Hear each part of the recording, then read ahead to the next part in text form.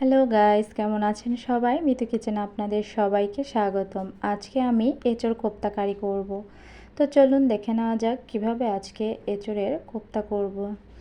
আমি কিন্তু এঁচোড়টাকে কেটে সুন্দর করে এটা ধুয়ে পরিষ্কার করে আমি কিন্তু অনেক সুন্দর করে সেদ্ধ করে নিয়েছি, আর সাথে আলু সেদ্ধ করে নিয়েছি। আর এটা কিন্তু আমি সুন্দর করে হাত দিয়ে মেখে নিলাম। মেখে নেওয়ার পরে আমার কিন্তু মাখা হয়ে গেছে। এখন এর ভিতরে আমি কাঁচা লঙ্কা কুচি দিয়েছি, পেঁয়াজ কুচি, লবণ আর হচ্ছে গিয়ে হলুদ গুঁড়ো দিব। আমি কিন্তু এখানে গুঁড়ো লঙ্কাটা দেব না, তাহলে খেতে ভালো লাগবে না। আমি শুধু কাঁচা লঙ্কাটাই দিয়েছি, আর যেহেতু হলুদ দিয়েছি তাই একটু তেল দিলাম। এখন এটাকে হাতের সাহায্যে খুব সুন্দর করে আমি কিন্তু মেখে নেব।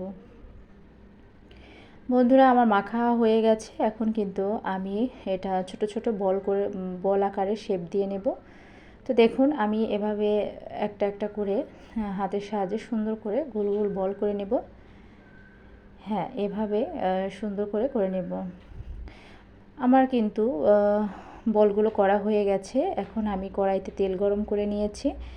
আমি কিন্তু এটাকে একে একে তেলের মধ্যে ছেড়ে দিয়েছি। আর এটাকে আমি সুন্দর করে আস্তে আস্তে, মানে বেশি জোরে জাল দিয়ে এটা ভাজা যাবে না। এটা কিন্তু অল্প আঁচে হালকা করে অনেকটা সময় নিয়ে ভাজতে হবে। তাহলে কিন্তু ভিতরের যে আমার যে এই আলু, তারপরে এঁচোড়ের যে ইটা আছে, এটা কিন্তু সুন্দর করে ভাজা হয়ে যাবে। আর আপনি যদি অনেক বেশি জোরে জাল দিয়ে এটা ভাজেন, তাহলে কিন্তু উপরে কালার আসবে কিন্তু ভিতরে কিন্তু ভালো লাগবে না খেতে। তো দেখুন, আমি অনেকটা সময় নিয়ে লাল লাল করে এটাকে ভেজে তুলে নিলাম। এখন এই তেলের মধ্যে আমি কয়েকটা গোটা জিরে ফোড়ন দিয়ে দিব। আপনারা চাইলে নাও দিতে পারেন।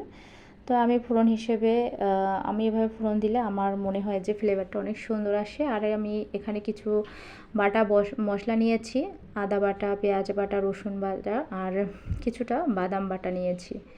বাদাম বাটা দিলে কিন্তু অনেকটাই গ্রেভিটা সুন্দর হয়, আর গ্রেভিটা খেতে কিন্তু অনেক বেশি মজা হয়। তো একটু হালকা তেলের মধ্যে ভেজে আমি জল দিয়ে দিলাম, যাতে করে পুড়ে না যায় মশলাটা। এখন আমি একে একে গুঁড়ো মশলাটা দিয়ে দেব, হলুদ, লবণ আর হচ্ছে লঙ্কা গুঁড়ো। এর অপশনাল, আমি কিন্তু কিছুই দেব না। বন্ধুরা, এভাবে কিন্তু এঁচোড়ের কোপ্তা কারি আপনারা যদি রান্না করেন, তো একবার খেলে বারবার খেতে ইচ্ছে করবে। আমি যে এঁচোড়ের কোপ্তা কারি করেছি, এটা কিন্তু সত্যি অসাধারণ হয়েছে। আপনারা কিন্তু অবশ্যই বাসায় এভাবে দেখতে পারেন বানিয়ে, যে কেমন হয় খেতে। আর অবশ্যই কিন্তু আমাকে কমেন্টে জানাবেন যে কেমন হয়েছে। আমি কিন্তু মশলাটাকে সুন্দর করে কষিয়ে নিয়েছি, আর তেল ছেড়ে দিয়েছে। এখন কিন্তু আমি পরিমাপ মতো এখানে জল দিয়ে দিলাম।